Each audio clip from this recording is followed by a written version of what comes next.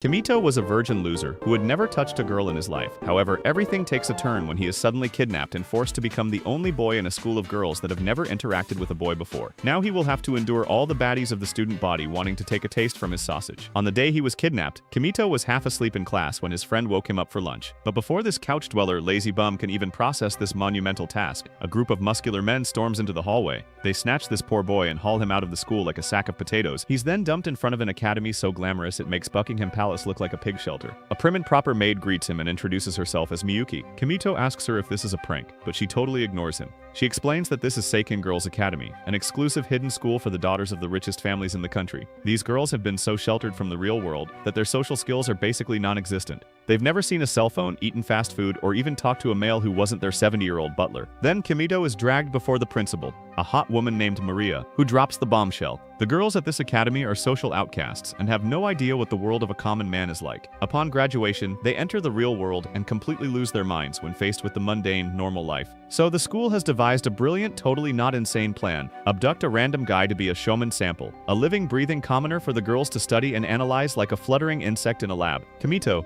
still trying to process his own abduction, can't understand why he was chosen for this ridiculous mission. Like a complete psychopath, Miyuki explains that they needed someone perfectly average, a guy with no special talents, who would pose no threat to the girls' purity. The school even conducted an in-depth background check on Kamito for the past 6 months. They concluded that since Kamito is always hanging out with boys, he must have no interest in the opposite gender. You are gay. This revelation leaves the proud thigh connoisseur utterly horrified. Kamito frantically tries to deny this accusation and insists that he is straight as an arrow, but Maria and Miyuki hit him with an ultimatum. He can either play along with the gay role, or they'll have to remove his little instrument to ensure the student's safety. Faced with a choice between a harmless lie and a very real threat of castration, Kamito makes the only logical decision. He leans into the harmless lie and confirms his deep, passionate love for muscular male physiques. Then he is immediately taken to a classroom full of curious girls with butter-smooth thighs. Before Kamito can even adjust his biological instrument, a blonde beauty named Reiko steps forward with her juggernauts and introduces herself as the class president. This girl embodies grace and politeness, but Kamito's response is awkward at best. The girls are utterly fascinated by this commoner behavior and begin whispering and gossiping among themselves. But the moment his phone rings, all the girls in the class lose their stupid minds. Miyuki quickly takes charge of the situation and assures the girls that it's just an electronic gadget. She explains that it's used to contact other people, or in Kamito's case, watch thigh videos on the internet. The aristocratic girls treat the device like an alien artifact, while Kamito stands there in stunned disbelief. But being the responsible one, Reiko, the blondie, volunteers for the terrifying task of returning it. She prepares for this mission like it's a diplomatic summit, writing a thank you letter, decorating a box, and placing chocolates inside, all just to hand back a phone. The poor girl with massive juggernauts is so nervous that when she finally presents it to Kamito, she nearly faints from the absolute culture shock. Acting quickly, Kamito has to catch her just to keep her from face-planting on the floor. Just as he thinks it can't get any weirder, a short-haired girl named Aika ambushes him and drags him out to the garden. She desperately tries to kiss Kamito, while he struggles to control this little freak. It turns out that Aika heard a rumor that kissing a commoner will grant her a wish. Kamito repeatedly tells her it's nothing but nonsense, but being a guy, he decides to mess with her. He tells Aika that if she jumps 3 times and barks like a dog, her wish will actually come true. To his utter disbelief, this stupid freak actually starts jumping and barking, desperate to fulfill her mysterious wish. She even rolls around the garden for this. But just then, Reiko appears with her friends, worried for Kamito's safety. At this point, Aika doesn't respond. She simply gets up and frantically runs away from the garden in pure embarrassment. It turns out that Aika never speaks to anyone in the school, as she is painfully self-conscious. Later, Miyuki shows Kamito to his new room, which comes with an extra layer of security to keep him safe from the excited chicks at night. To his shock, the room is an exact replica of his old one, right down to the butter-smooth thigh posters on the wall. Since he is not allowed to be a straight man in this school, Kamito frantically rips them down in a panic. Before she leaves, Miyuki informs him that she's now his personal maid, but she makes it perfectly clear that she has no intention of actually helping him because she finds him weird. As soon as Miyuki leaves, Aika bursts into his room, furious that her wish didn't come true. She continues yelling at Kamito, but is suddenly distracted by the commoner artifacts in his room. Aika reveals her deepest wish is to become popular and make friends, but her blunt personality always gets in the way. Seeing an opportunity, Kamito proposes a deal. He promises to teach her about commoner culture if she helps him navigate the academy. He then hands her a video game controller, and within minutes, she's hooked on the video game. Technologia! Technologia! Fired up to chase her dream, Aika suggests they create a commoners club, where they will recruit more and more girls over time. After a moment's hesitation, Kamito agrees, and Aika is filled with a joy she hasn't felt in years. Later that evening, Kamito takes on a big stage to explain how a commoner lives his life. The aristocratic girls bombard him with questions, and Kamito hesitantly explains things like train tickets to the amazed students. Seeing the genuine excitement on her classmates' faces, Aika feels a glimmer of hope that maybe she can finally fit in and become the popular girl she's always dreamed of. The next day, Kamito receives a rude awakening from his personal maid, Miyuki. She wastes no time reminding him how much she resents her new duties, which naturally freaks out Kamito. Miyuki explains that as his maid, she's required to help him get dressed, but this is too much for the poor boy to handle. For a brief moment, she even doubts whether Kamito is truly a straight man, but he eventually surrenders himself and lets the maid dress him. To avoid becoming the main exhibit in the commoner freak show, Miyuki advises Kamito to use the back door to get to class. Apparently, his very presence causes a level of excitement usually reserved for boy bands and free pizza, but of course, even the back door isn't safe. He immediately runs into Aika. The two then walk to the class together, where Aika declares that she also uses the back door, thinking this is some kind of cool kid secret. She then reminds him that their commoner club activities are starting today, a club he basically invented on the spot to manage her frantic quest for social relevance. Along the way, Kamito tries to strike a deal with Aika. He'll teach her the sacred ways of the common folk if she explains how this Schizo Academy actually works. Aika is surprised he'd ask her instead of the school's reigning queen bee Reiko. Since Kamito has the social grace of a runaway train, he explains that Reiko is just too cute and makes him nervous, whereas Aika does not. This earns him a well-deserved slap, and the little brat storms away in fury. Just as they reach the classroom, they're intercepted by the flawless Reiko herself. She greets both Kamito and his eccentric friend. Though Aika remains the social outcast she usually is, Reiko then proposes a welcome party for Kamito after class, and he nervously agrees. The suggestion drips with elegance and good intentions, and it immediately sends a jolt of jealousy through Aika. During class, Reiko soaks up all the praise from both her teacher and even from her annoying aristocratic classmates, leaving Aika isolated once again. But when Aika tries the jump, she ends up in a position that boys seem to love for some reason. As the poor girl sits alone, bruised and battered, Kamito receives moist attention from other girls, hoping they'll get some commoner action in bed. Moments later, Kamito finds himself at the welcome party, which is painfully posh for his taste. When it's time to order food, he doesn't understand a single item and simply orders some Japanese food. However, the maids arrive with a cup of instant ramen, courtesy of his arch-enemy Miyuki. The gesture feels less like a thoughtful meal and more like a passive-aggressive jab at his social standing. But Reiko and the other girls are completely baffled by the concept of instant noodles, staring at the pot as if it's an alien artifact. Kamito explains that simply adding hot water will cook it, a revelation that blows their stupid sheltered minds. He offers them a taste, and the girls eagerly present their finest porcelain bowls and silver spoons. They're instantly hooked by the taste, while their faces light up with pure joy of discovering cheap processed food. Meanwhile, Aika is spotted eating alone, mumbling to herself that she prefers the solitude. Later that night, they all get dressed for the dance party, where Reiko raises a toast to Kamito. A full brass band strikes up a tune, and the students begin dancing like a swarm of mosquitoes.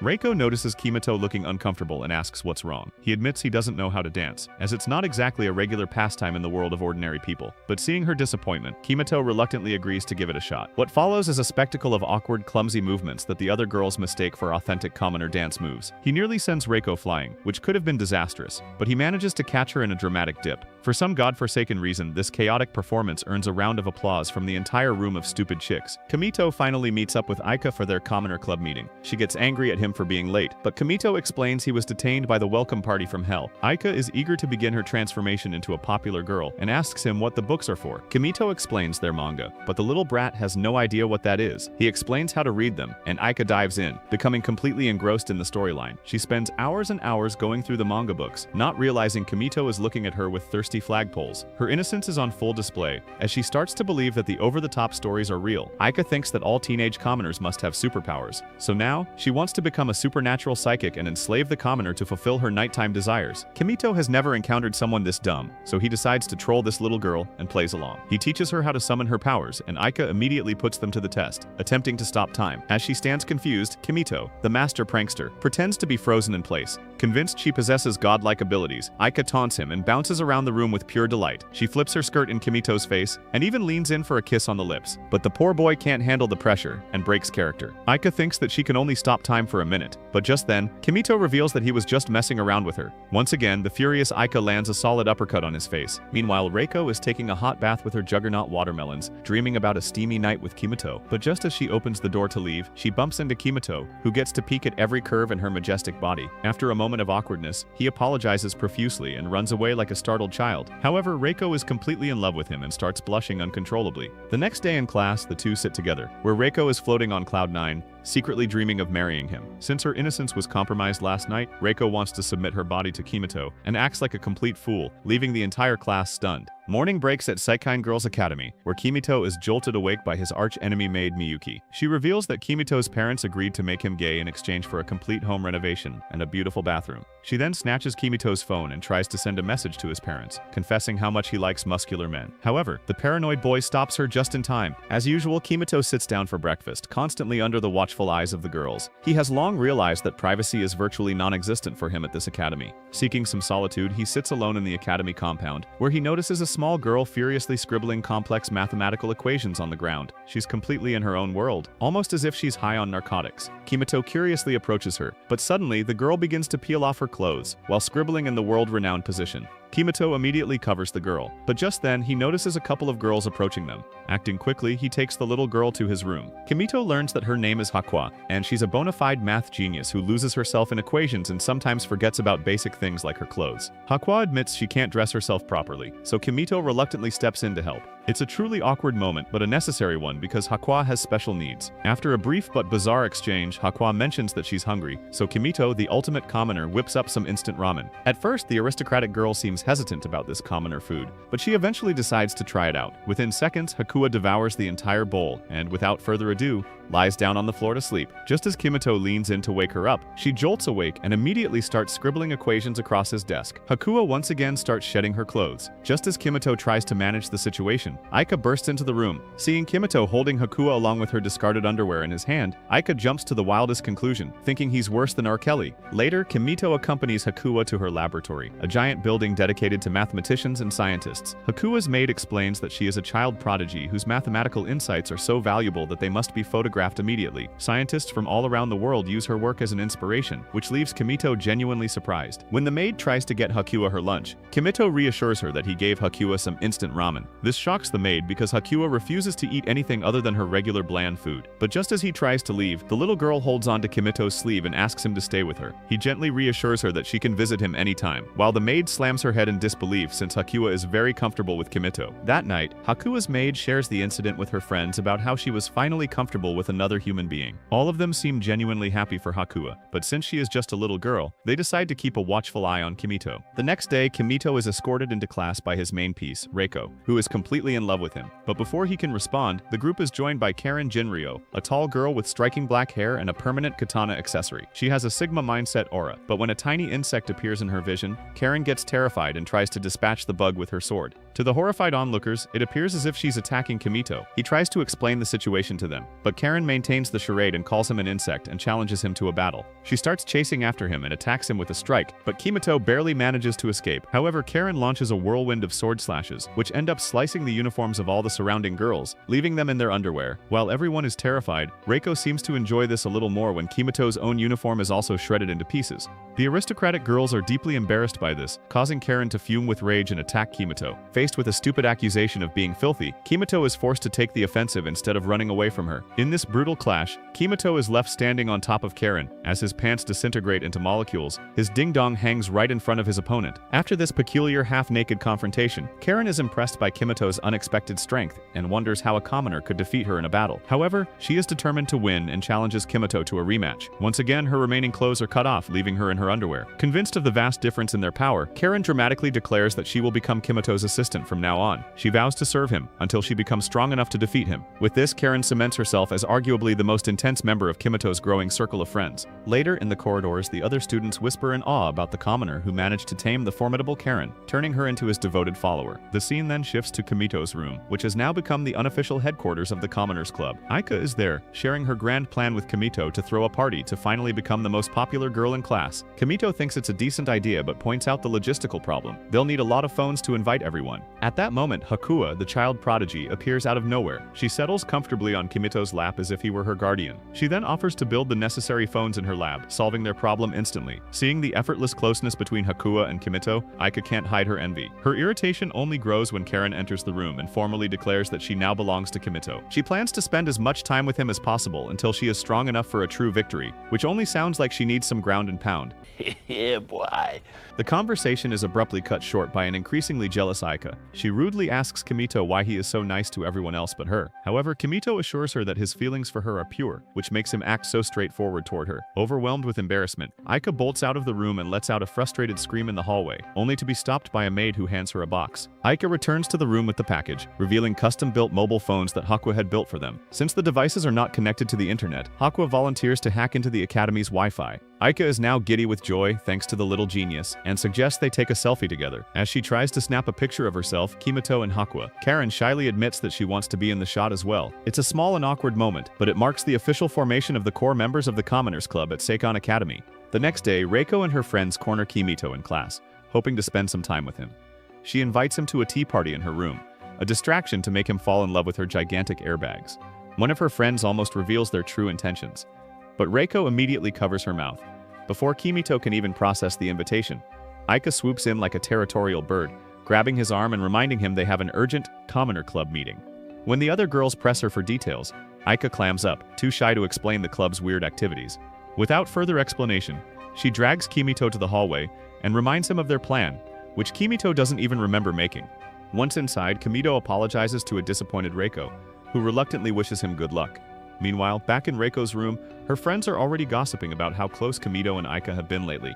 However, Reiko insists that since Aika is a stubborn girl, Kamito is simply counseling her on how to be more friendly. But the gossip-loving girls aren't interested in such a wholesome explanation, and suggest that Kamito and Aika must actually be a couple. Reiko tries to control her emotions and grips the chair because she wants a piece of that Kamito meat.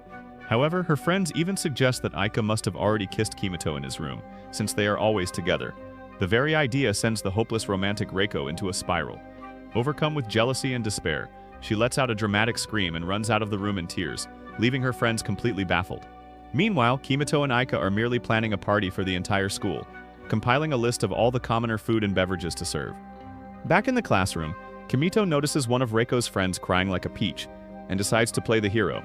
Meanwhile, Reiko is also sobbing her eyes out and wearing as little clothing as possible. Just then, Kamito knocks on her door, asking what's wrong, but Reiko insists she can't talk to him. But after some gentle convincing, the milk factory finally opens the door. The moment they lock eyes, they both realize that right now, Reiko looks exactly like Bonnie Blue, and get startled at the same time. Moments later, they share a cup of tea, and she confesses how she lost her temper and yelled at her friend. Kamito listens to her story patiently, and seeing the tears in her eyes, he becomes determined to fix this stupid little mess. He then heads back to his room, hoping for some quiet, only to find the annoying Aika waiting for him. It turns out she was spying on the entire melodrama and is already fully aware of what's going on. Kamito wants to help Reiko at any cost and begins devising a plan.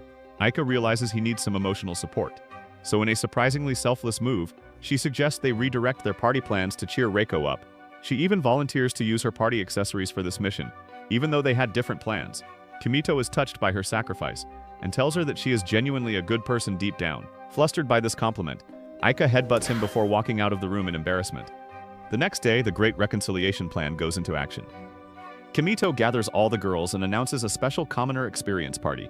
Just then, Reiko walks in, but she's not her usual prim and proper self.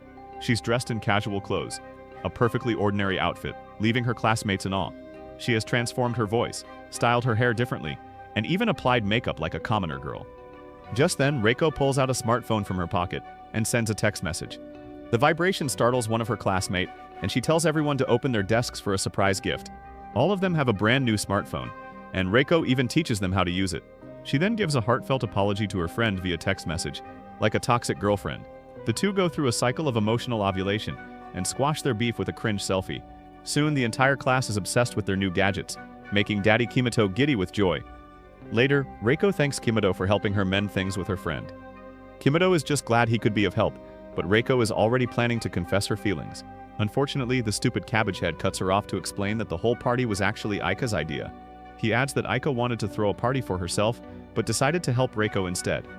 This is the absolute worst thing he could have said when Reiko was ready to gobble up his biological instrument. Hearing that Aika was the mastermind behind this grand gesture, Reiko spirals into a state of frenzy. She runs off with tears in her eyes and storms directly into Kamito's room, where Aika is lounging and reading comic books. Without holding back, Reiko declares how much she hates Aika, and even calls her an idiot. Aika immediately jumps to her feet and fires back, saying Reiko should be thanking her instead. Within seconds, the two are locked in a full-blown wrestling match on Kamito's bed. Meanwhile, Kamito can only stare at them, mesmerized by their thighs rubbing against each other. When he finally snaps out of it and tries to intervene, he is greeted with a cushion slamming into his face. After Reiko leaves, Kamito and Aika have a quiet moment. Aika opens up about her past, explaining that she used to be just like the other girls. But in 4th grade, a serious illness and high fever changed everything. Because when she woke up, some of her memories were gone, and her personality had shifted. She tells Kamito she doesn't mind the fight with Reiko, because at least now she has his video games and manga to keep her company. Just as the mood gets sentimental, Karen and Hakua burst in, each holding applications to officially join the Commoners Club. Moments later, Reiko also arrives and demands to join their club. As Kamito gets up to handle the situation, Aika refuses to let her rivals into their exclusive 2-person club. However, Kamito wants everyone to be included, and Reiko thanks him with her thighs. Unfortunately, the sweet moment quickly devolves into chaos. Reiko and Aika start bickering. Hakua suddenly gets inspired and begins scribbling equations on the wall, and Karen tries to snap a picture of her. In the middle of this mayhem, Miyuki walks in with a giant pair of scissors to castrate Kamito's ding-dong.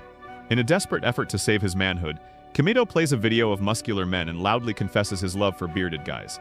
This declaration stops everyone in their tracks, leaving the girls utterly shocked and confused. In the next scene, we see a sterile, soundproof radio station instead of the academy. This girl is Eri Hanai, a famous singer and voice actress who also happens to be Kimito's childhood friend. She has just finished a radio broadcast but doesn't seem very happy about it. Eri gets a text from Kamito, who apparently praised her voice in a way only he could make irritating. Back at Seikken Academy, Kamito wakes up to a familiar sight, a small naked genius sleeping soundly in his bed. He helps the girl get dressed, and they head to the kitchen.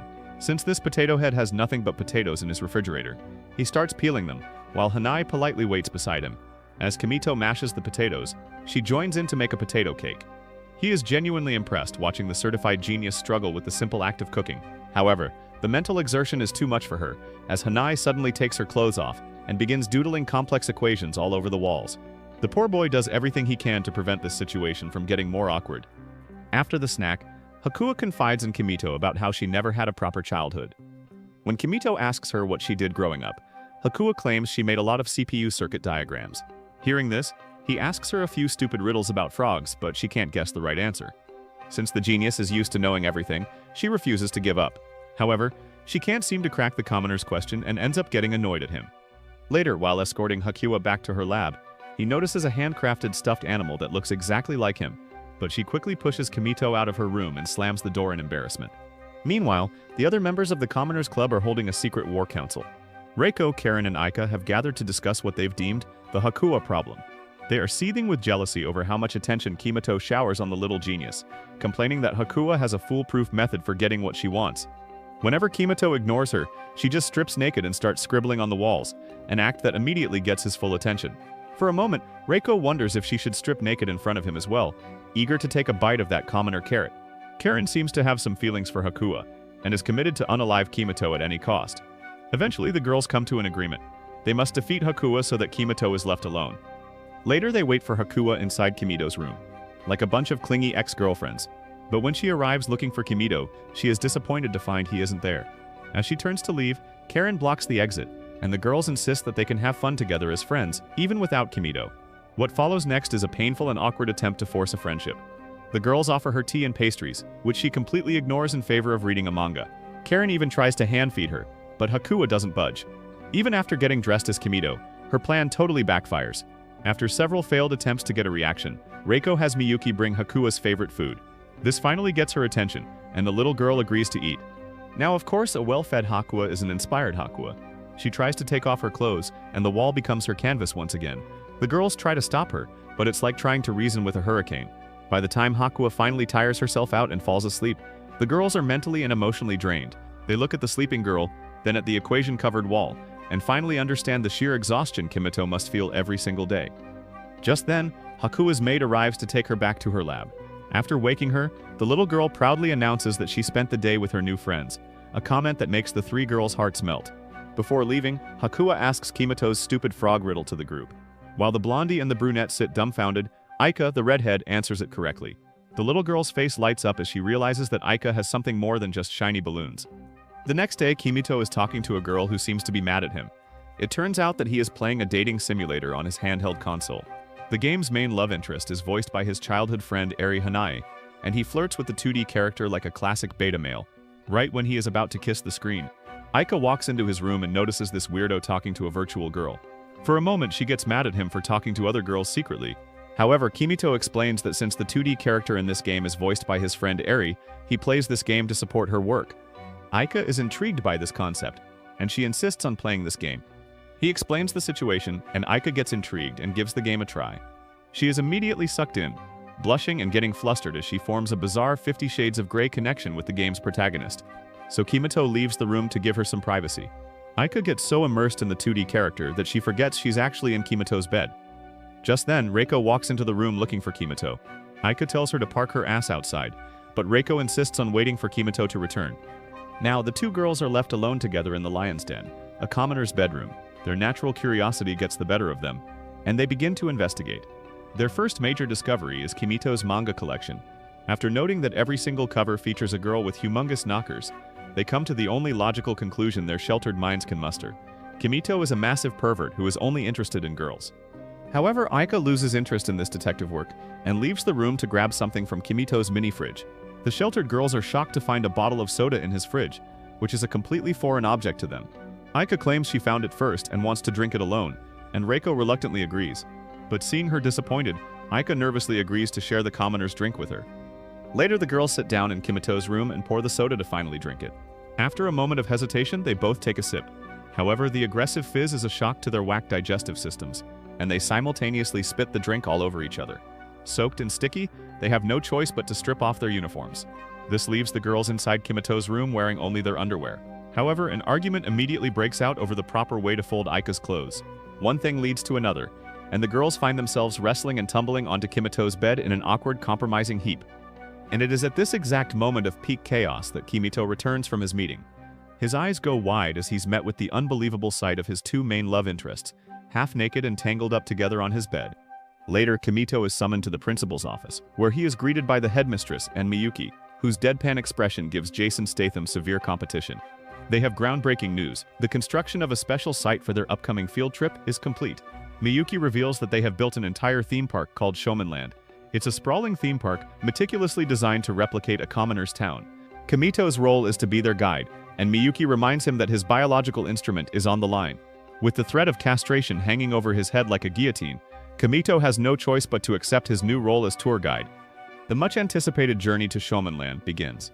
On the bus, the atmosphere is electric. Reiko and her friends are buzzing with excitement, chattering about the wonders they are about to witness. But Aika is in her own world, nervously rehearsing how to order a teriyaki burger combo with Cola Zero to sound cool. Upon arrival, the girls are led not into a park, but into a strange, windowless room that turns out to be a giant elevator. It descends, and a massive screen activates, revealing their destination, a completely normal, average-looking city. To Kamito, it's a sight that would bore a toddler to tears, but to the girls, it's the most magical thing they have ever seen. They lose their collective minds over the most mundane details, gasping in awe at pedestrian crossings and traffic lights as if they're witnessing the birth of a new galaxy. One chick even loses her mind, like literally. As everyone hobbles outside, Miyuki announces their first attraction, a blatant parody of McDonald's. She explains the alien concept of placing an order at a counter, waiting for your number to be called, and then the true horror, picking up your own food. The girls are baffled, convinced they'll be waiting for hours for their meals to be cooked, which only adds to Kamito's utter shock. However, Miyuki explains that since this is a fast food restaurant, their food will be ready in just 1 minute, causing chaos all over once again. As they approach the counter, a wave of panic washes over the group. Aika, who had been practicing for this exact moment, completely freezes, as Kamito motivates her to be brave. Meanwhile, Reiko grabs her non-existent balls and steps forward, but she is immediately stumped by the menu. Seeing her total meltdown, Kamito intervenes to save the day. He calmly helps Reiko decide and even gives her the best food items to order. Karen, in a rare moment of pure, unadulterated joy, immediately chooses the combo that comes with a cute doll. After everyone finally gets their food, Kamito notices that Aika has once again isolated herself, so he sits down right between her and the other girls to diffuse the tension. But just as he takes a massive bite of his hamburger, his face lights up with an expression of pure theatrical ecstasy, as if he's just tasted a 5-star meal. His over-the-top reaction shocks his classmates, who can't believe a simple hamburger could be so delicious. Amidst all the wonder and excitement, Aika doesn't seem to be bothered by it, and simply sips her drink. The next stop on the tour is a classic Japanese arcade. The girls are immediately mesmerized by the claw machines. Reiko, with her natural grace, manages to win a stuffed animal, earning a round of applause from her friends. Kamito watches, thinking to himself how Aika would dominate at the dance games. He gently approaches her, hoping to lift her spirits, but he's swarmed by other girls wanting to learn the secrets of the claw machine. Feeling left out, Aika mumbles that she's going to get some juice and slips away. He then teaches the dumb broads how to play the stupid game when he accidentally touches a girl's hand. She almost drips warm gravy from her moist organ, but it stops when she wins a cute doll. The group then gravitates towards a dance machine. Kamito explains the basic concept: follow the arrows on the screen to score points. He demonstrates by dancing, causing everyone to leak engine oil from their legs. As the girls step in to dance, they run into a bunch of tough moves. Just then, Aika steps onto the platform and gives the dumb chicks a breathtaking performance. She moves with a confidence they have never seen before, a jaw-dropping display of skill that leaves the entire class speechless. At last, she gives her dancing partner a thumbs up, but gets immediately embarrassed. But this time, the girls are not looking at her in pity, it's pure admiration. Everyone flocks around her, begging her to teach them how to dance like her. In that moment, Aika's deepest wish finally comes true, as she is now extremely popular among her friends. She then leads the group to a coffee shop and flawlessly orders one of the most ridiculously complicated drinks on the menu, leaving everyone impressed. Meanwhile, Reiko simply watches this new shift in the peach dynamics. When the drinks arrive, the girls are stumped by the little hole in the lid. Embracing her role as the experienced one, Aika demonstrates how to drink from it, only to be burned by the hot coffee. While she tries to play it off, her pained expression gives her away. However, this moment breaks the final barrier. Seeing her as both cool and relatable, the girls eagerly ask for her phone number so they can exchange messages. As this unfolds, Karen is spotted off to the side, completely absorbed in cuddling an adorable puppy.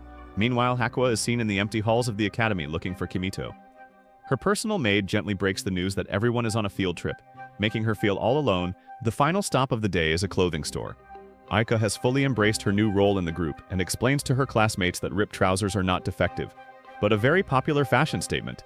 Kamito watches from the sidelines like a proud father, as his bratty little friend is finally connecting with the other girls.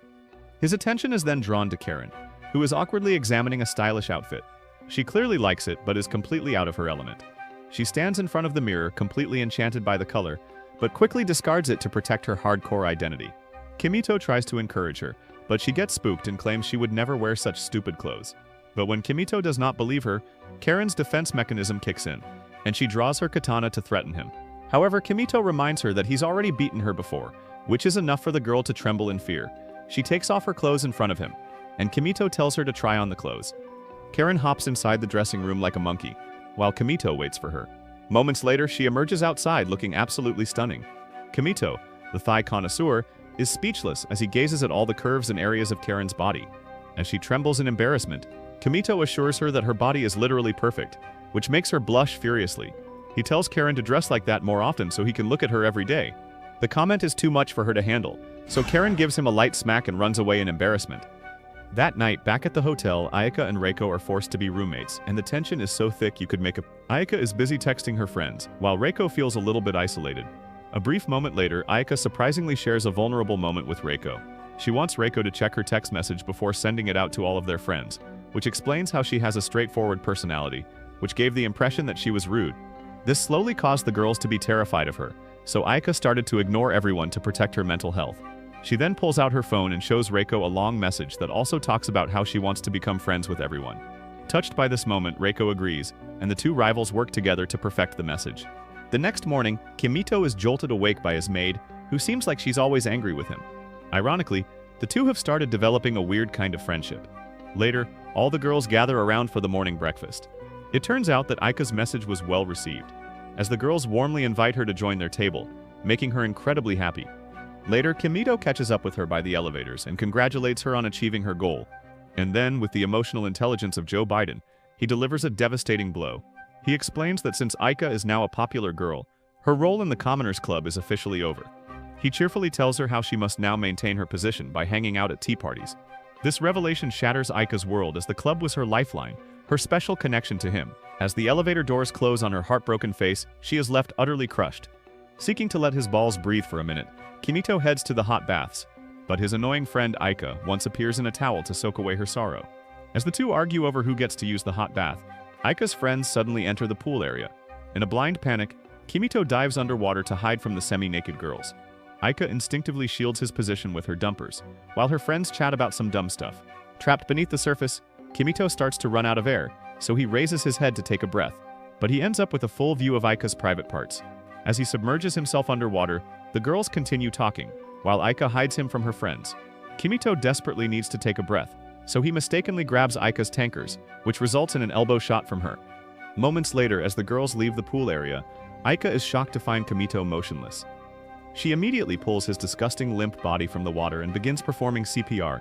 She presses her lips to his, hoping to breathe air into his lungs. At this exact moment of maximum misunderstanding, two of her friends return to the pool area, walking in on what looks like a passionate kiss between passionate lovers. The next day, the rumor had spread like wildfire. The entire academy is buzzing with the news that Kamito and Aika are a couple. The clueless thigh connoisseur walks up to Aika to understand what's happening. But just then, a furious Karen approaches him and punches him hard in his face before running away. Back in Kimito's room, the Commoners Club reconvenes for an emergency meeting. Aika claims she did not kiss Kamito, which relieves the graceful Reiko. She tells Aika to clear the misunderstanding and send a message to all her friends. But just then, Kamito walks into the room, and Aika decides to wait a little longer to send out that message. This causes another fallout between the two girls. The next morning, Miyuki is seen walking through the academy's garden by herself. She runs into an aristocratic girl who is on her morning run. However, she is confused as to why Miyuki is working as a servant. It is revealed that Miyuki belongs to a family of incredibly high status, making her position as a maid a deep mystery. However, she politely ignores the aristocratic peach and walks away. Miyuki then walks into Kimito's room to wake him up, but surprisingly, she gently kisses him on the lips. As always, Kamito wakes up with Miyuki staring down at him with those killer eyes. The day begins with Kamito showing Aika a new commoner marvel, a fortune-telling app. The 2D animated girl in the app claims that Aika has no filter on what she says and gets hurt over the smallest things. This is extremely exciting to her, and she is convinced that the app can also see the future. When Kamito mentions that her lucky color is green, Aika dresses up in an entire green outfit to remain lucky at all times. To fully activate this, Kamito insists she must carry green leaves in her hands and perform a special dance for good fortune. Aika is hard to prank, but this time she believes Kamito's lies and starts dancing like Andrew Tate's brother. Just as she is comically practicing the gesture, the other girls arrive to witness the bizarre spectacle. After Kamito explains the situation, the girls decide to test the app. It calls Reiko a social butterfly, and Karen a tough personality on the outside, who is actually a softie on the inside. Hakwa is even more accurate, as the 2D fortune teller tags her as a scientist with creative vision. However, Karen refuses to believe she is a softie and tries to fight with Kamito. When he redoes the test, it calls Karen a scatterbrained brain-dumb chick with huge buttocks, making her furious. However, the real fun begins with the compatibility test, and everyone agrees to it, which starts making Kamito slightly intimidated. They decide to follow alphabetical order, and Aika goes first to check her compatibility with Kamito. As the girls tower over him with their disgusting sponges to check the results, they find out that she got an 80% compatibility score with Kamito. Aika becomes ecstatic after finding out they can make a very loving couple, and screams in excitement. Reiko goes next with the compatibility test and gets a whopping 90% score, easily beating the little Aika. Realizing that she can even get railed by Kamito with this score, Reiko cannot contain her imagination. She starts daydreaming about her night with Kamito, while Aika fumes with anger. Meanwhile, Hakwa gets a perfectly neutral 50%, which she accepts with logical detachment. Karen, initially refusing, finally caves to peer pressure. To everyone's surprise, she gets a soul-crushing 0% compatibility and furiously pulls out her katana. Just then, Kamito realizes that he made an error with the date of birth and redoes the test. This churns out a perfect score of 100% compatibility, and also mentions that her romantic attacks will become more aggressive. As Aika and Reiko fight to get the perfect score, they start changing the details to be the perfect partner for Kamito. This results in an odd environment in the room, as the two girls fight each other, while Karen is mesmerized by Kamito and starts imagining stuff with him. At this point, Karen becomes the voice of reason, and tells the girls to control their hormones. However, she is eventually dragged into this argument. Hakwa turns to Kamito, and he instantly realizes she is hungry. Seeing this as his chance to escape the chaos, Kamito slips away with her to go make a potato cake. The next day, Miyuki wakes him with her usual gothic presence, but this time, Kamito asks why she is always so close to him in the morning. While Miyuki stands in silence, he suggests that his phone alarm can make her job easier, but she claims that it's her duty, and she must wake him up like a creep. However, when Kamito mentions that using a phone alarm is going to save her a lot of energy, Miyuki calmly offers to break his Samsung phone as an alternative, and ends the discussion. Later, Kamito watches some UFC fights in a corridor to enjoy a moment of peace, but he is interrupted by a shy-looking Karen, Her mind flashes back to the app's prediction and takes the suggestion literally. Without a second thought, she launches a surprise attack at Kamito, which slightly cuts his jacket. Immediately horrified by what she's done, her aggressive facade crumbles, and she insists on taking him to her room to settle this battle. While Kamito is hesitant at first, Karen grabs his hand and drags him inside her room. Kamito is surprised to find her room is as Spartan as a dojo, as if she is Naruto's cousin. As she prepares her sewing kit, Karen asks him to turn around while she changes into the stylish outfit they bought together at Showman Land. Seconds later, Kamito feels the presence of a hot Karen right behind him, and turns around. He can't stop staring at those giant soft pillows on her chest, and even looks thirstily at her pants. Kamito compliments her for her attire, making her blush. While she meticulously repairs his jacket, Kamito offhandedly mentions how Karen would make an amazing waifu, a remark that causes her to completely lose composure. As she hands the jacket back to him, she also notices his torn shirt and insists on fixing it. She forces Kamito to take it off and peels it from his body. As Kamito lies on the ground, Karen approaches close to him and gazes at his disgusting, filthy body. She even takes a bold move to touch him and understands why he is stronger than her. Sensing her insecurity, Kamito praises her incredible dedication and skill, calling it beautiful. His sincere words touch her deeply, leaving her flustered and speechless. However, their sensual moment is shattered by Aika, Reiko, and Hakuya barging into the room, looking for them. In a blind panic, Karen shoves the half-naked Kamito into her wardrobe. Inside the cramped darkness, Kamito becomes acutely aware of Karen's tiger and ends up collapsing on her chest. This causes a slight commotion inside, which is too much for the flimsy furniture. As a result, the wardrobe door bursts open, collapsing and spilling its contents onto the floor. Aika, Reiko, and Hakuya stare in stunned silence at the tangled, compromising heap of a shirtless Kamito and a mortified Karen. Thinking fast as Aika picks up a phone showing a bunch of muscular men, which he was watching earlier. Nervously, Kamito improvises and claims that he was simply reading Karen's future, which requires them to be half-naked.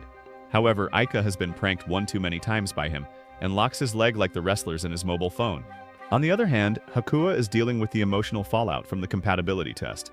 She is left in quite a melancholy over her 50% score. When her maid arrives to check up on her, she notices Hakuya has made a drawing of Kamito's face on her plate like a complete psychopath. She even notices the handmade Kamito doll on her bedside, and gets concerned for her well-being. As a result, the maid calls an emergency council meeting with her colleagues, and the verdict is unanimous: the little genius is in love. Filled with a sense of righteous purpose, the maid Peaches hatch a grand elaborate plan to make Kamito fall in love with Hakuya. Meanwhile, back in the Commoners Club, Kamito is giving a lecture on another bizarre aspect of his world: maid cafes. While the girls have their own ideas about what this might be, Kamito explains that they are themed restaurants where waitresses roleplay as maids. This is real nutcrack for the ladies, and they curiously listen to this rambling. Kamito adds that maids in the commoners' world are vastly different from the professionals who are in this academy. When Reiko asks if he likes maids, Kamito agrees, because in his society it's almost a fantasy to have a maid. Hearing this, Reiko declares that they must immediately book a session at the academy's cafeteria to investigate this commoner fantasy firsthand.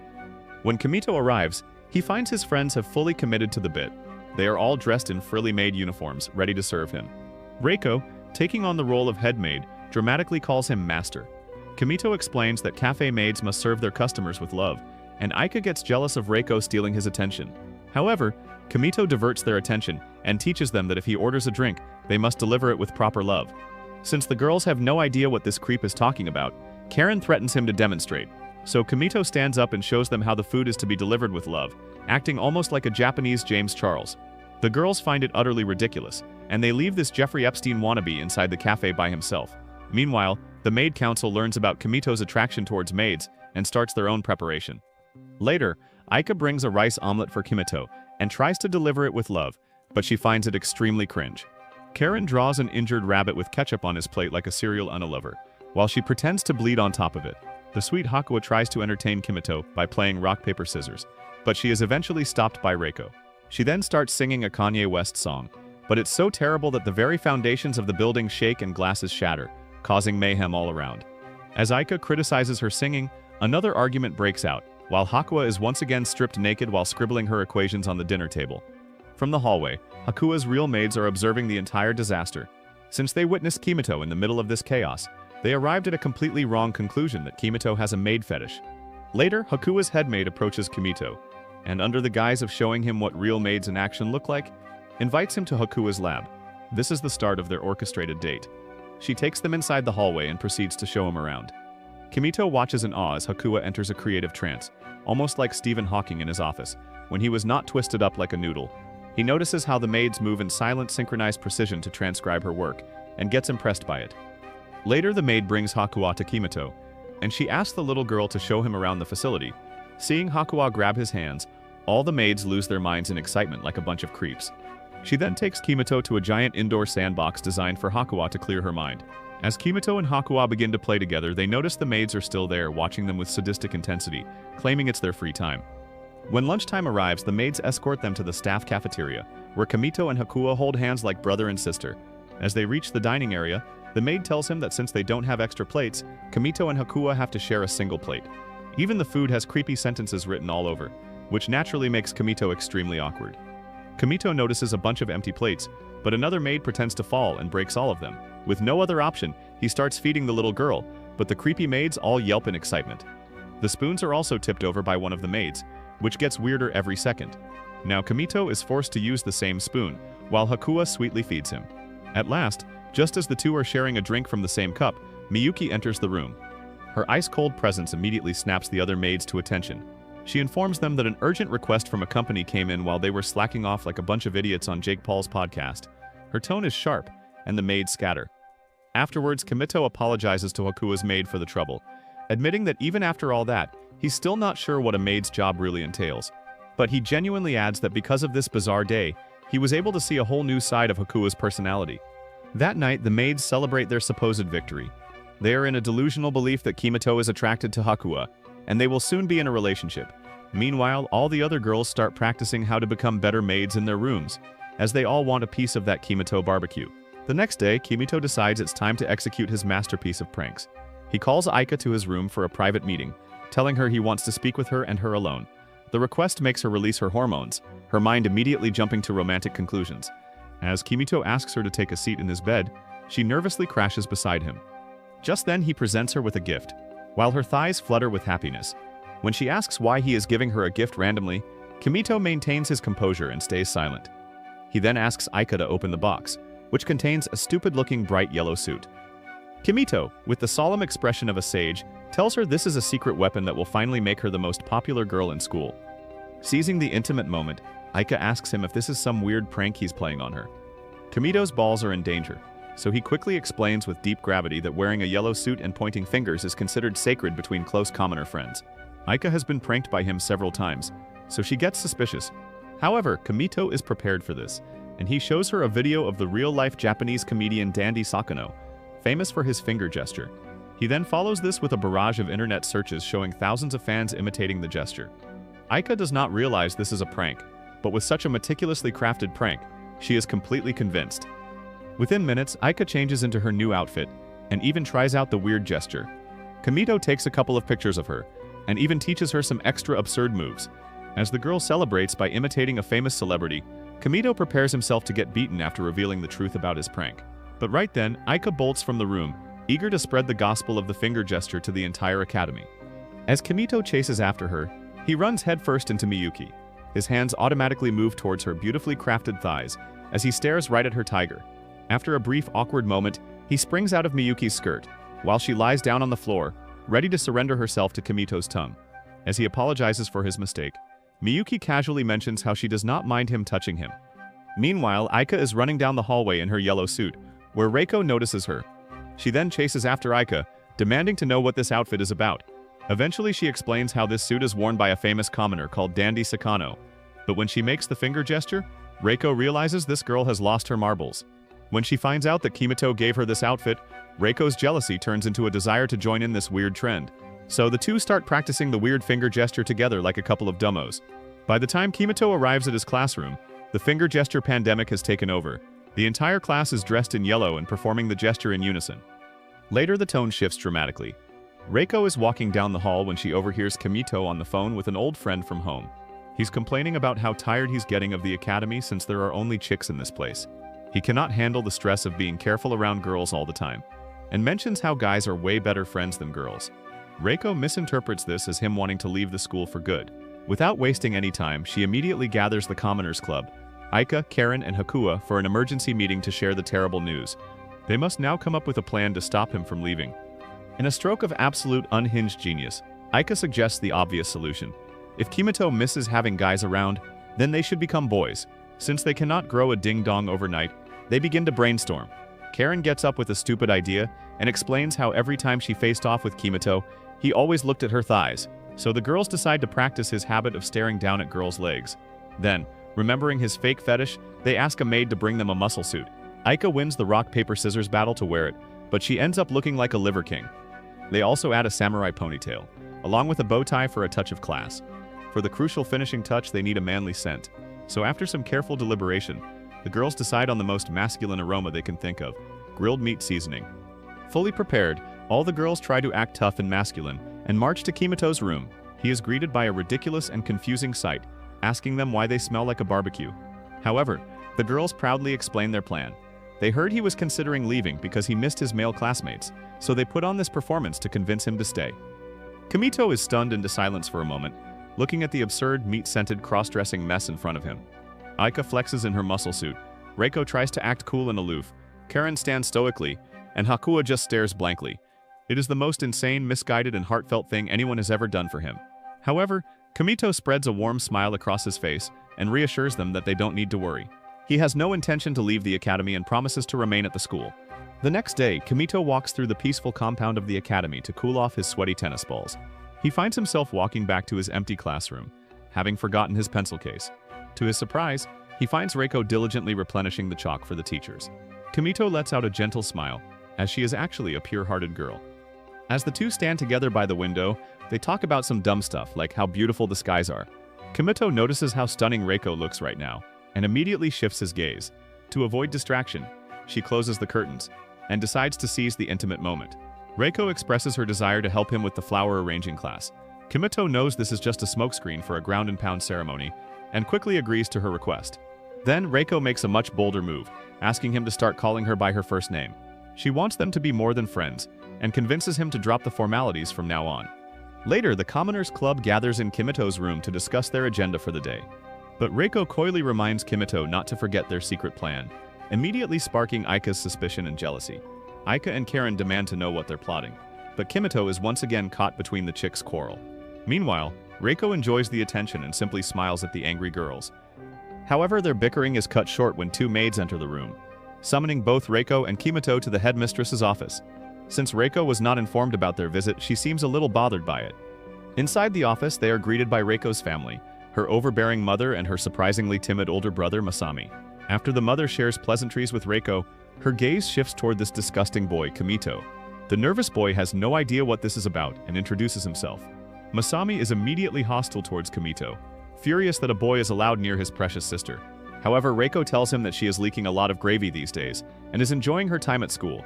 Even then, Masami is not satisfied and yells at Kamito, but Reiko steps in to defend her potential lover and becomes furious at him. Miyuki tries to de-escalate the situation and explains that Kamito is a gay man, and he likes men with muscular bodies. This freaks out Masami even more, but his mother tells him to think with his head, not with his ding-dong. She then cuts in with a grave announcement that silences the room. She tells Reiko that her marriage has been finalized, and she must leave the academy immediately to join her future husband. The news hits like a physical blow, as Reiko glances at Kamito with her loving eyes. Seeing this, the mother requests him to leave the room, and he sadly walks out, feeling like Aden Ross in front of Andrew Tate. Back in the club room, Kamito relays the horrible news about Reiko. The girls are stunned to hear this, and all of them stand there with droopy faces. Kamito points out that Reiko is clearly miserable and proposes they do something to stop the engagement.